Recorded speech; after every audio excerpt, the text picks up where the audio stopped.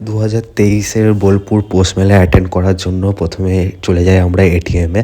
কিছুক্ষণ অপেক্ষা করার পর আমরা এটিএম থেকে টাকা বার করে নিয়ে চলে আসি ঘর। তারপরে রেস্ট করার পর আমরা বেরোই বোলপুরের জন্য।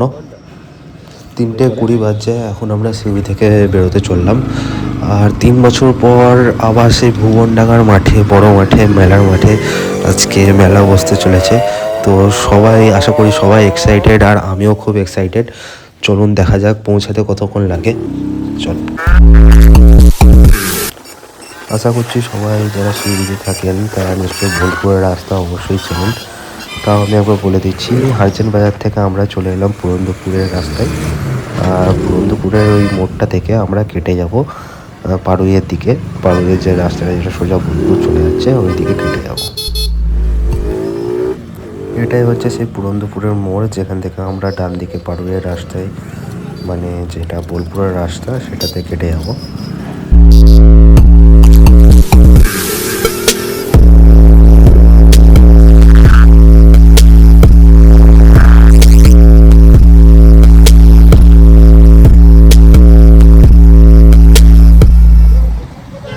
মোটামুটি 35 মিনিট মতো লাগলো আমাদের এখানে পৌঁছাতে। জামবনি বাস স্ট্যান্ড হয়ে সোজা গীতাঞ্জলি পার করে চলে যাবো ভুবনডাঙ্গার মাঠের দিকে।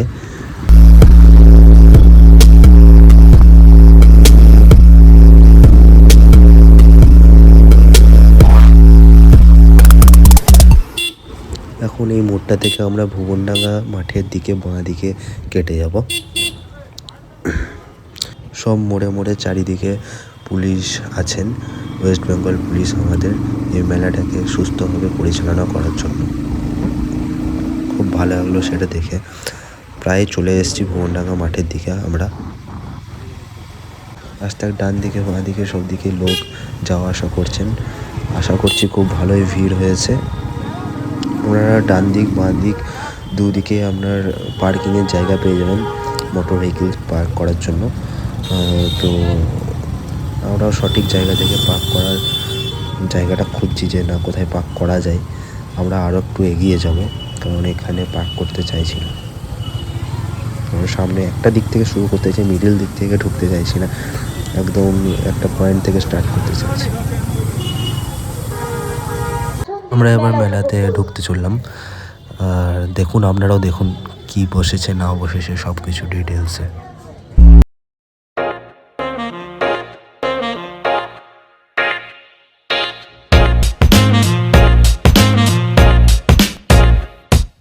এর লাইটিংটা আমার খুব সুন্দর লেগেছে।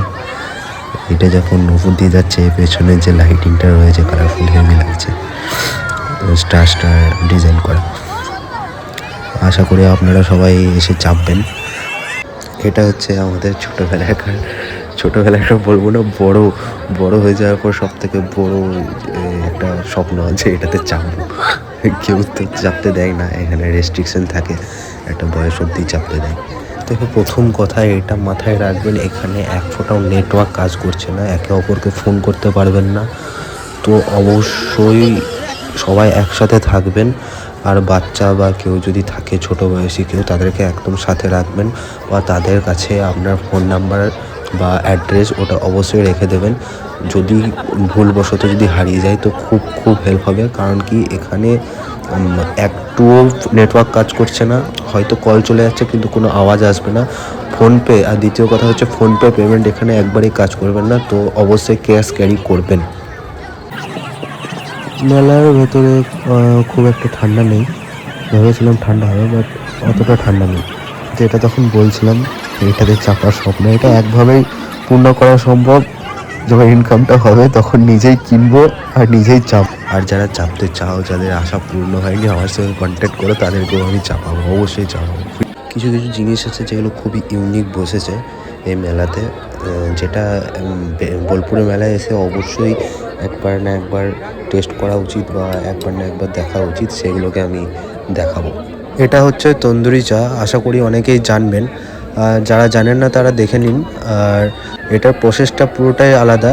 এটা হচ্ছে উনুনের উপরে একটা ভাঁড় দেওয়া রয়েছে, অনেক কটাই ভাঁড় রয়েছে, যেগুলো আপনার ফুল গরম করা হচ্ছে, যেটার মধ্যে চায়ের যে ইনগ্রিডিয়েন্টসগুলো হয় সেগুলো ঢেলে দেবে, চাটা গরম করা হবে। তারপর এটাকে বার করে নিয়ে সার্ভ করবে। সব ইউনিক যেগুলো আছে আমি সব কটা কভার করার চেষ্টা করব, আপনাদের অবধি পৌঁছে দেবো। অবশ্যই এসে একবার না একবার ট্রাই করবেন। ভেলপুরিওয়ালা হেভি সাজিয়েছে ভেলপুরির এই দোকানটাকে। আইসক্রিম পার্লার বসিয়েছেন এখানে, যেখানে নানা রকম আইসক্রিম যেরকম আপনি চাইবেন মিক্স করে নানা রকমভাবে দেওয়া হবে। আলাদা আলাদা ফ্লেভার আছে, আলাদা আলাদা প্রসেস আছে। আর এখানে একটা মকটেল কাউন্টার বসিয়েছে, যেখানে নানা রকম ড্রিঙ্কস পাওয়া যাচ্ছে, মশলা কোল্ড ড্রিঙ্কস, আরও ডিফারেন্ট ডিফারেন্ট ড্রিঙ্কস আছে। জীবনে সব কিছু ট্রাই করা দরকার, অবশ্যই ট্রাই করবেন, মিস করবেন না। এত কিছু দেখতে দেখতে আমারই খিদে পেয়ে গেলো, তারপরে আমি হাঁটতে হাঁটতে চলে গেলাম এই মোমোওয়ালার কাছে। আর এটার নাম ছিল মোমো হাঙ্গার, যেখানে মোমো পাওয়া যাচ্ছিলো।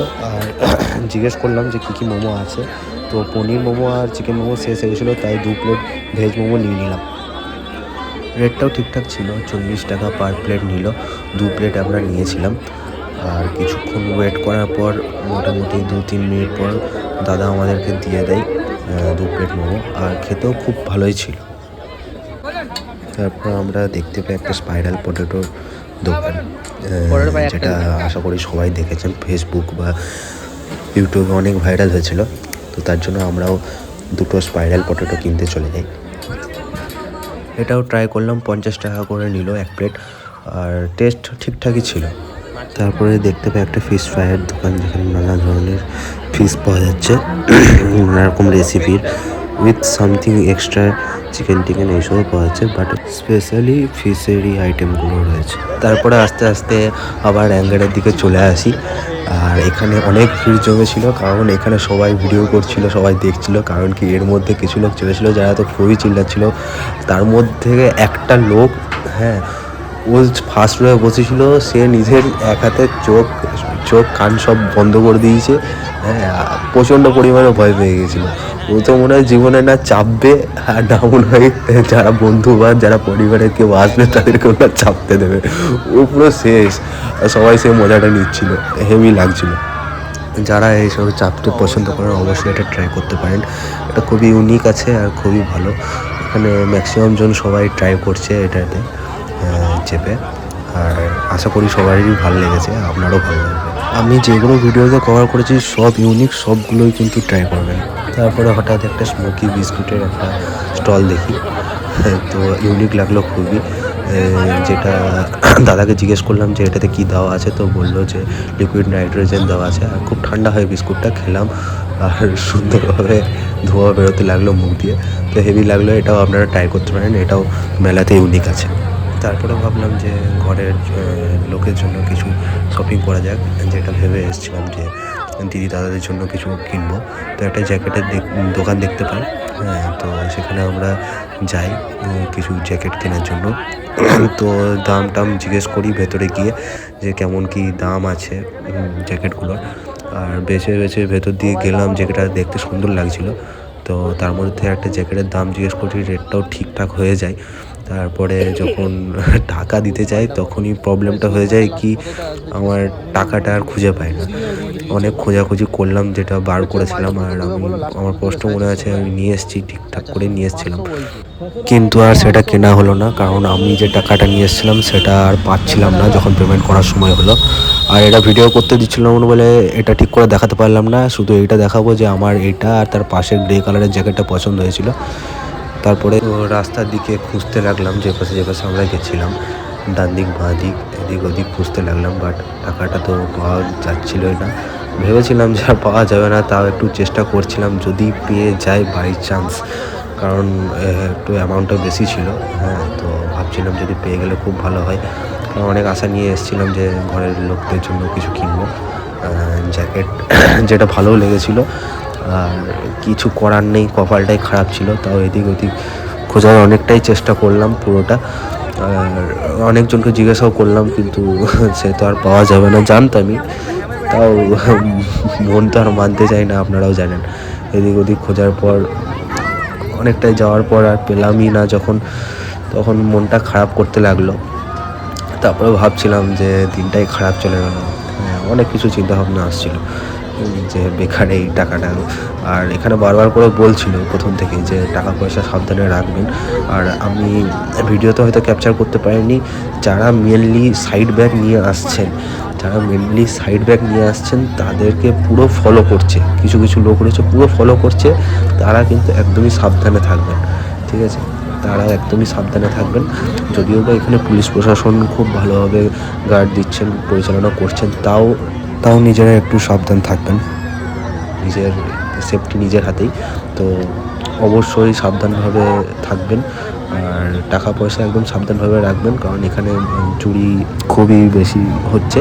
আর এখানে অ্যানাউন্সমেন্টও করছে, এমনি নয় যে অ্যানাউন্সমেন্ট করছে না, অ্যানাউন্সমেন্ট সবসময় চালিয়ে যাচ্ছে যে সাবধানে টাকা পয়সা রাখবেন। আর মেনলি আমি যেটা দেখলাম নিজের এক্সপিরিয়েন্স, যে যারা ব্যাগ নিয়ে আসছে সাইড ব্যাগ পুরো ফলো করছে, পুরো ফলো করছে, আর আশা করি ওরাই চুরি করছে, ঠিক আছে? আমি বারবার পকেটে চেক করছিলাম যে যদি থাকে। আর আমার মনে হয় আমার সবথেকে বড় ভুল হয়েছে, আমার মনে হয় টাকাটা জ্যাকেটের পকেটে রেখেছিলাম, তাও বাইরের দিকে যে সাইড পকেটটা হয়। টাকা পয়সা রাখলে আপনারা অবশ্যই ভেতরের পকেটে রাখবেন, বা জ্যাকেটের ভেতরের পকেটে বা প্যান্টের ভেতর দিকে পকেটে, বাইরের পকেটে রাখবেন না। তারপরে কিছু পুলিশদেরকে আমি জিজ্ঞেস করি যে এমনি হয়েছে বা কী করা যায় না করা যায়। তারপরে বললো যে কোন জায়গাতে কী হারিয়েছে না হারিয়েছে সেটা সম্বন্ধে। আর রাস্তাটাও জিজ্ঞেস করছিলাম, তো তিনি হেল্প করলেন আমাদের কিছু বলে, কিন্তু টাকা তো আর পাওয়া গেল না, ওইটা ছাড়ুনি, কী আর বলা যাবে, কী আর করা যাবে। তারপরে ইউনিক একটা জিনিস দেখি, সেটা হচ্ছে জয়নগরের রসমালাই কেক, যেটা দেখতে খুব ভালো ছিল। আর টাকা ছিল না বলে ট্রাই করতে পারলাম না, কিন্তু আপনারাও অবশ্যই ট্রাই করবেন। মন তো খারাপ হয়ে গেছিলো, কিন্তু এই জিনিসটা একটু মনটা ভালো করে দিল যখন দেখি ওপর থেকে অনেক কাগজ পড়ছে নাগরদোল্লার ওপর থেকে, দেখতে খুব ভালো লাগছিল। কিন্তু মাথায় এটাও চলছিল টাকাটা আমার গেল, বেশি কাছে চলে গেছিলাম, তাই এটা আমার পুরো মুখের সামনে দিয়ে পেরিয়ে গেল। খুব ভয় লাগছে, ওটা না কিছুই হয় না, হাইটটা ভালো করে মেনটেন করা হয় যাতে আপনার গায়ে একটুও টাচ হবে না। এটা হচ্ছে অনুসন্ধান অফিস।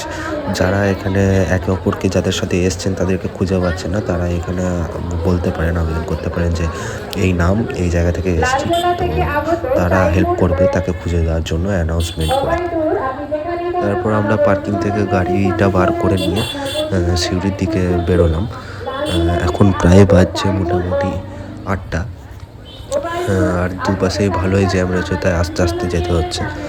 কতক্ষণ লাগবে জানি না ঠিক, আশা করছি 40 to 50 মিনিটস লাগবে পৌঁছাতে, কারণ এইখানটাই জ্যাম থাকে। তারপরে আস্তে আস্তে সামনের দিকে যতটা যাবো ততটা খালি হতে থাকবে, দেখা যাক।